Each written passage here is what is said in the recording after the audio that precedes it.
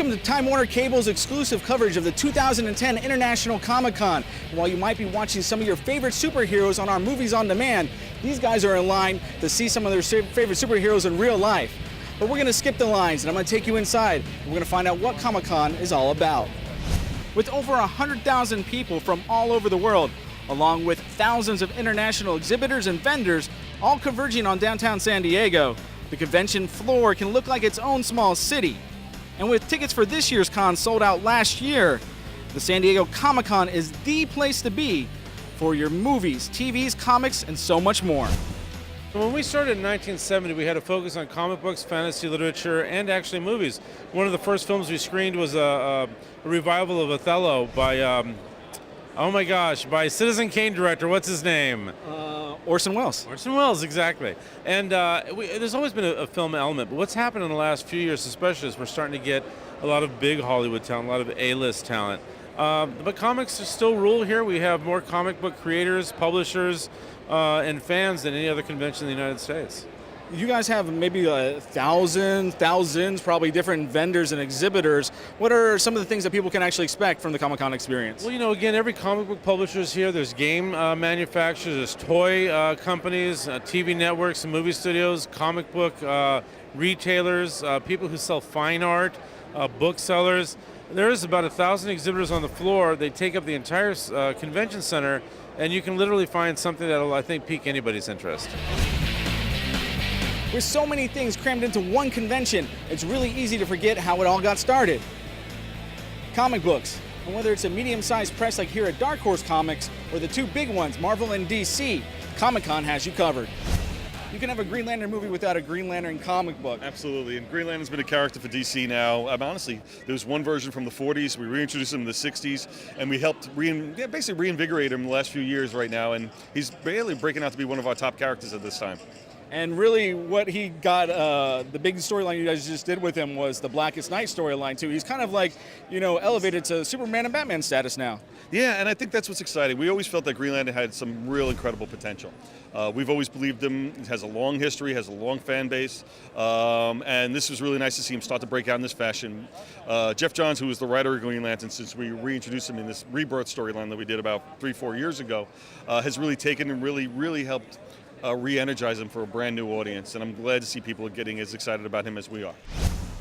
You guys pulled in a whole new audience for Iron Man with the Iron Man movies, and you guys have 2 more movies coming out this next year. So can you talk a little bit about that? Absolutely. We've got Thor coming out next year in May, and then Captain America, the First Avenger, coming out in July right after that. It's part of our Avengers Assemble initiative, where we're kind of bringing together some of our top characters, culminating in the Avengers movie coming out in 2012. So we're real excited about it. Thor is going to be the next one. All these movies, as you've seen, are interconnected from what you've seen in the Iron Man movies and the Incredible Hulk movies. We kind of laid little Easter eggs and connectivity, and that's all going to be coming to fruition through over the next 2 years. And kind of a device that's used very often in comic books is that connectivity, that continuity that's built up. Speaking of comics, what do you guys have going on for comics-wise? Well, right now we just came out of Dark Reign, which was kind of about a 7-year period in our comic books where we were having a bit of turmoil between some of our characters and such.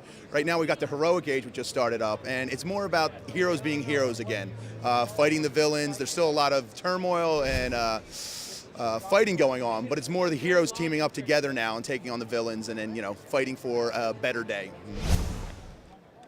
If you're buying comics here at Comic-Con, one of the things you should look into is getting them graded so you can maximize your profits in the long run. With me is Vincent from MetropolisComics.com, and it looks like that's one of the things you guys do. We do. We sell a lot of graded comic books, CGC graded comics. Yes, absolutely. Now, let's talk a little bit about what CGC is. Can you explain what that is? Basically, it's a third-party grading system, whereas before comic dealers would grade a comic book and sell them, and buyers would buy them. What it's evolved into is you now have a third party that will grade the comic books. They have nothing to do with the buying and selling of the comic books, so there is an unbiased opinion as to the grade, and it becomes a more standard practice where people say, oh, okay, that's in a holder with an 8.0 on it, that's an 8.0, and I can buy it at a certain price. Whereas in the past, sometimes maybe the dealer didn't spot restoration, or the buyer didn't spot restoration, or the book was misgraded because there was something was missed. Now you have 3 experts grading it and a restoration expert doing a restoration check and then encapsulating in a holder so that nothing else can happen to the book afterwards. And that's how it's done. Sounds like a little bit of a lengthy process. What are some of the specific things, you got some examples here, that they're looking for when they go to Graded Comics? Sure. Well, let me show you a couple of books. First one is Amazing Fantasy 15.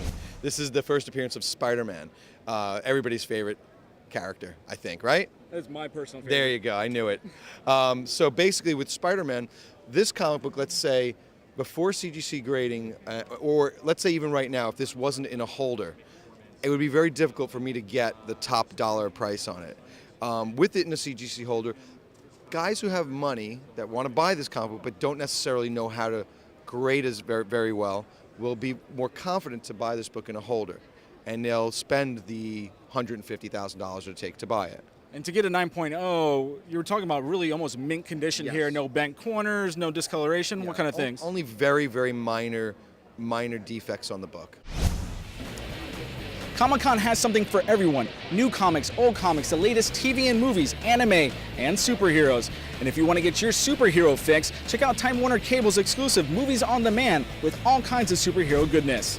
For Time Warner Cable here at Comic-Con, I'm Noah Park.